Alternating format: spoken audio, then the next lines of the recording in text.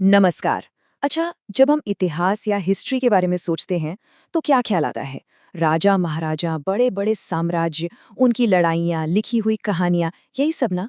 लेकिन जरा सोचिए उस समय का क्या, जब लिखना पढ़ना ही नहीं था। चलिए, आज भारत के उसी रहस्यमयी प्रागैतिहासिक युग में चलते हैं। एक ऐसा दौर जो लाखों साल लंबा था और जिसने सच में हमारी आज की दुनिया की नींव रखी। तो सबसे पहला और सबसे जरूरी सवाल यही उठता है कि भाई, अगर कुछ लिखा ही नहीं गया तो क्या उस दौर का कोई इतिहास ही नहीं है? क्या हम उसके बारे में कुछ जान ही नहीं सकते? जिन लोगों ने अपने पीछे कोई किताब, कोई दस्तावेज नहीं छोड़ा, उनकी कहानियां हम तक पहुंचती कैसे हैं? इस रहस्य को सुलझाने के लिए हमारे पास कुछ सुराग तो हैं, पर ये कोई किताबें या ग्रंथ नहीं है।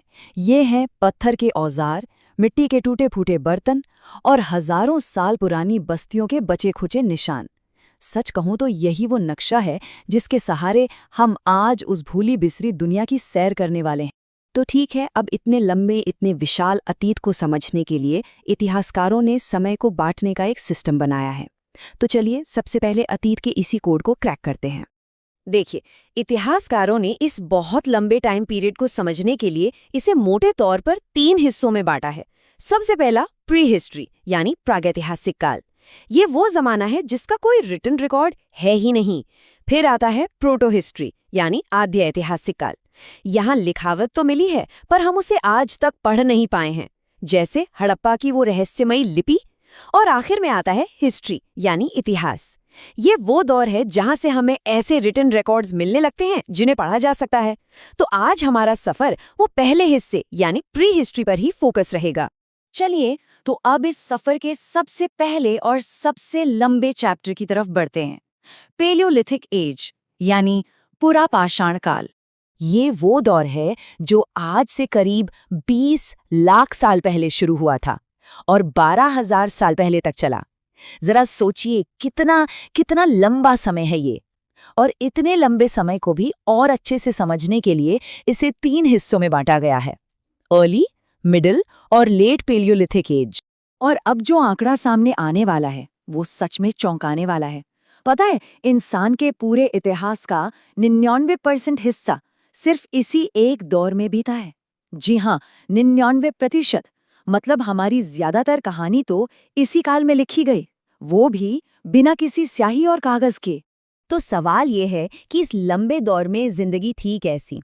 सीधी साधी, रोजी रोटी का मुख्य जरिया शिकार, और एंटरटेनमेंट का मुख्य जरिया वो भी शिकार ही था।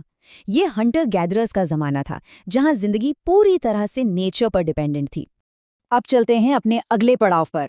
ये एक बड़े बदलाव का दौर था, मेसोलिथिक एज यानी मध्य पाषाण युग। वो दौर जब नए और बेहतर औजार बनने लगे। आज से करीब 12,000 साल पहले धरती का मिजाज बदल रहा था। आइस एज यानी हिम युग खत्म हो रहा था, मौसम गर्म हो रहा था और जमीन का पूरा लैंडस्केप बदल रहा था। और जानते हैं, नेचर में आए इसी बड़े बदलाव ने इंसानों को अपनी टेक्नोलॉजी में एक क्रांति लाने पर मजबूर कर दिया। इस नए दौर में क्या हुआ, वो जो बड़े बड़े भारी भरकम पत्थर के औजार थे ना, उनकी जगह ले ली छोटे, ज्यादा नुकीले और सटीक औजारों ने। इन्हें कहा गया माइक्रोलिथ्स यानी लघु पाषाण। और कमाल की बात ये थी कि अब इन्हें हड्डी या लकड़ी के हैंडल में फिट करके हंसिए और आरी जैसे ज्यादा कॉम्प्लेक्स टूल बनाए जाने लगे। ये सिर्फ कोई छोटा मोटा सुधार नहीं था, ये उस जमाने की इंजीनियरिंग में एक बहुत बड़ी छलांग थी।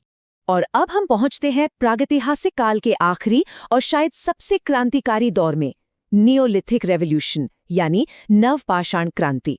वो क्रांति जिसने गांव और कल्चर को जन्म दिया।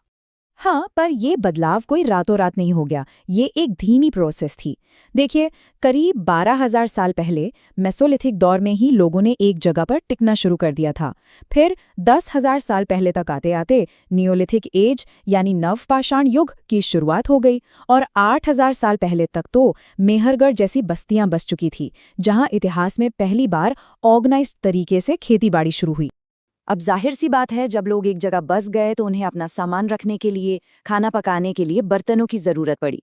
और इसी जरूरत से जन्म हुआ एक नई कला का, जिसने अपने पीछे कल्चर के नए सबूत छोड़े। और वो थे मिट्टी के बर्तन यानी पॉटरी। और ये बात सच में कमाल की है कि कैसे आर्कियोलॉजिस्ट सिर्फ इन मिट्टी के बर्तनों को देखकर गुजरे हुए वक्त का अंदाजा लगा लेते हैं। जैसा कि हम देख सकते हैं, भारत के अलग अलग हिस्सों में बर्तनों की अलग अलग स्टाइल डेवलप हुई। कहीं मालवा के काले और लाल बर्तन, तो कश्मीर के बुरझोम में ग्रे कलर के बर्तन, और दक्कन में जोरवे के लाल बर्तन। ये सिर्फ बर्तन नहीं है, ये अलग अलग प्राचीन कल्चर्स के सिग्नेचर हैं। ये हमें बताते हैं कि वो लोग कौन थे, कैसे रहते थे। मानो हर बर्तन इतिहास का एक पन्ना हो। तो देखा आपने, हमने लाखों साल का सफर कितनी तेजी से तय कर लिया। एक शिकारी जो घूमता रहता था, उससे लेकर गांव में बसने वाले किसान तक। सिर्फ इस एक बदलाव ने इंसानियत की पूरी कहानी का रुख मोड़ दिया। तो एक सवाल ये उठता है कि शिकार से खेती की तरफ ये जो कदम था, क्या ये इंसानी इतिहास का सबसे बड़ा, सबसे जरूरी टर्निंग पॉइंट था? इस पर सोचिएगा जरूर।